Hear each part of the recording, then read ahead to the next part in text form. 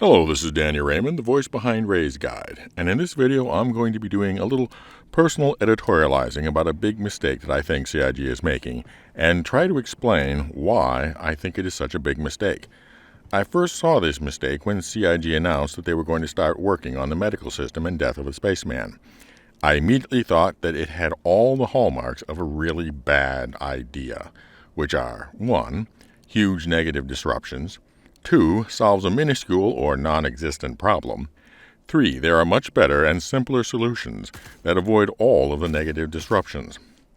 Now, when I first saw this, I made a post and a few comments on Spectrum, and then left it to rest and hoped that CIG would see how bad an idea it was and adjust. But sometimes groupthink takes over, and when it became evident from the last Inside Star Citizen that the idea was still going full strength, I would make my concerns more completely and specifically with a video. So what is this really bad idea? To essentially clone of you. So you might say, what's so bad about cloning? That's a real science-y thing. But there are clones and there are clones. There are clones as the real scientific process that creates offspring with an identical genome to one individual. There are clones as a significant theme in science fiction, including bioethics and identity. The clones take years to grow and either are different or identical because of their lives. Otherwise, a mature clone would take a lifetime to grow. Now we can do it in half the time. I see. They are totally obedient, taking any order without question. And who was the The original? clone armies in Star Wars weren't identical just because of identical DNA, but also identical equipment, training, and indoctrination. They did not instantly pop out that way and be able to be instantly replaced. And then there is cloning as a goofy comedic gimmick of a duplication machine in rom-coms and cartoons. And what CIG is describing is essentially the clonomatic, if not worse. So hey, you say, lighten up, it's sci-fi. But what makes the Star Citizen universe, at least up to now, distinct is two things. The first is that details matter.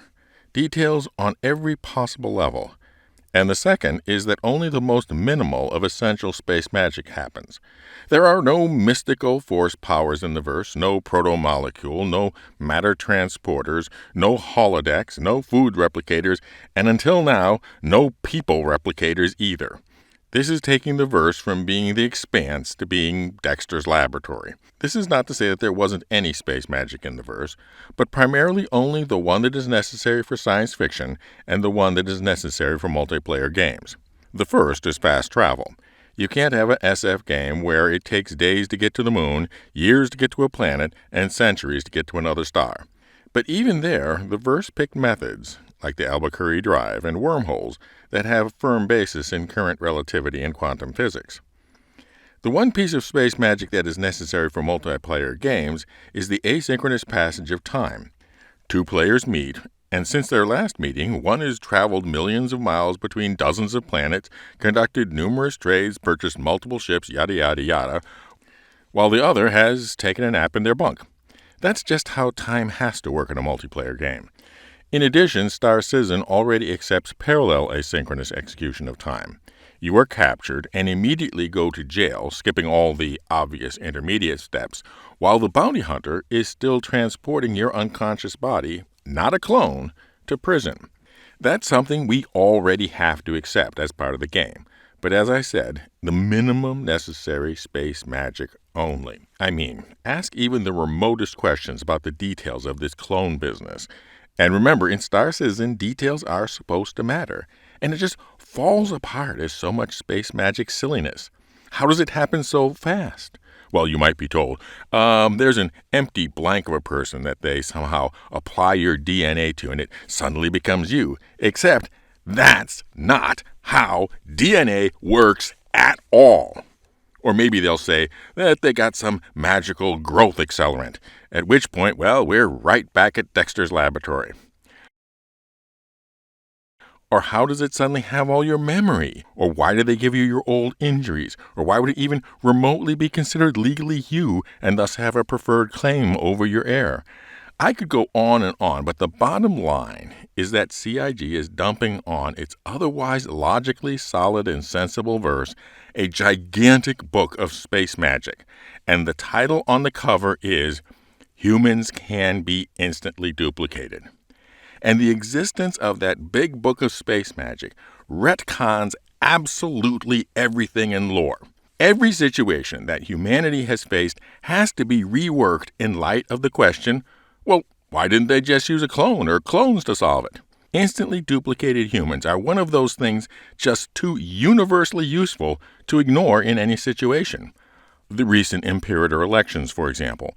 Why wasn't the use or limits of clone technology an issue in it at all? Is at least as impactful to the course of the empire and the fundamental question of what a human is as AI, the presumed big picture of the campaign. Now, would I quit Star Citizen if they proceeded with this cloney baloney? No, but the world would be diminished, a little less sensible, and a lot more silly.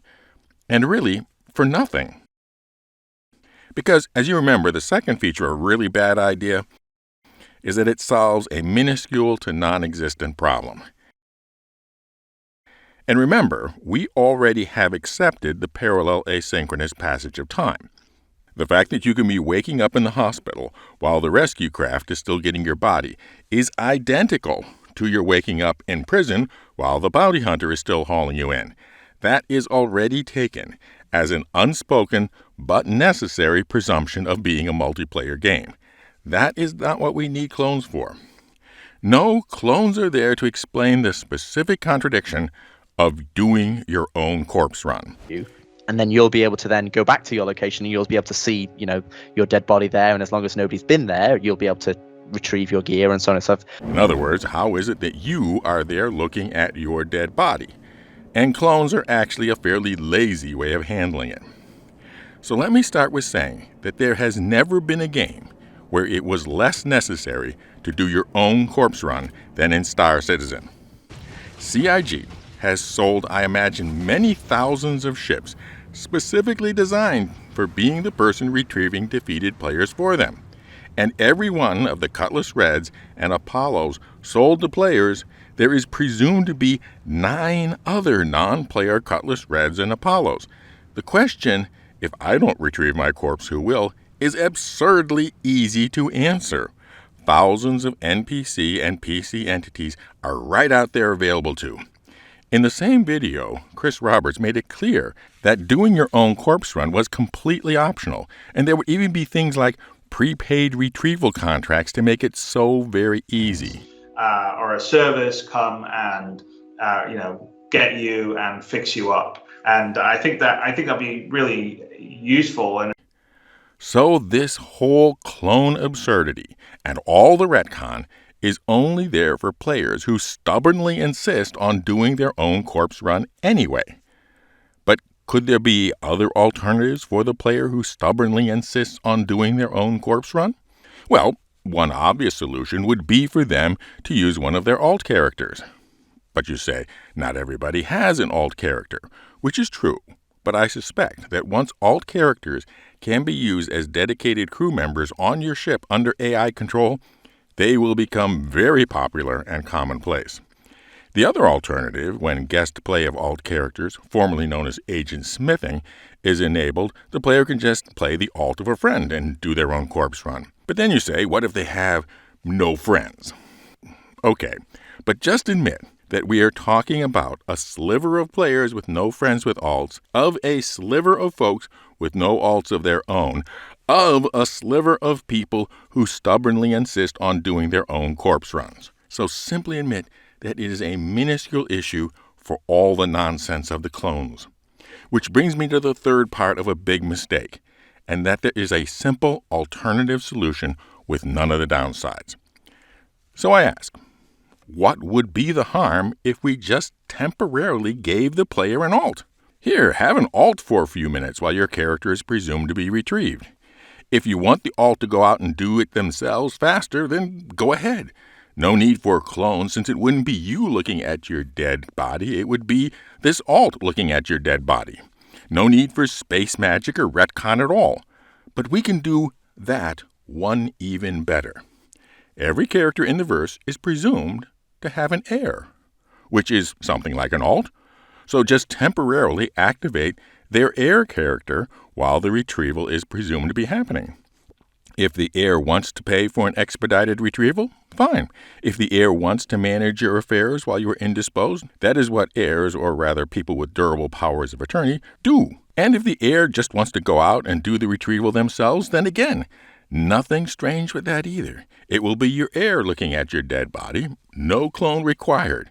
It even has the side effect that when the eventual permanent activation of the heir happens, it won't be a complete stranger taking over.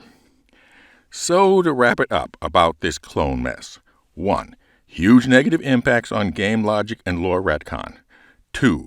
Minuscule problem with just players who insist on doing their own corpse runs but have no alts. And 3. A simple alternate solution. Temporary heir activation.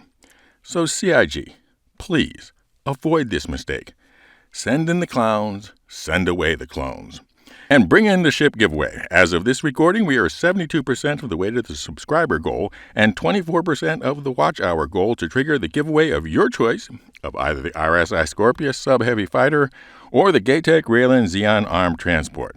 Just be a subscriber and comment with the secret word. And the secret word for this video is the name of the person whose laboratory had the clonomatic in it. 1 entry per video. Good luck. Fly safe, keep it real, and I'll see you in the verse. This is Daniel Raymond for Ray's Guide.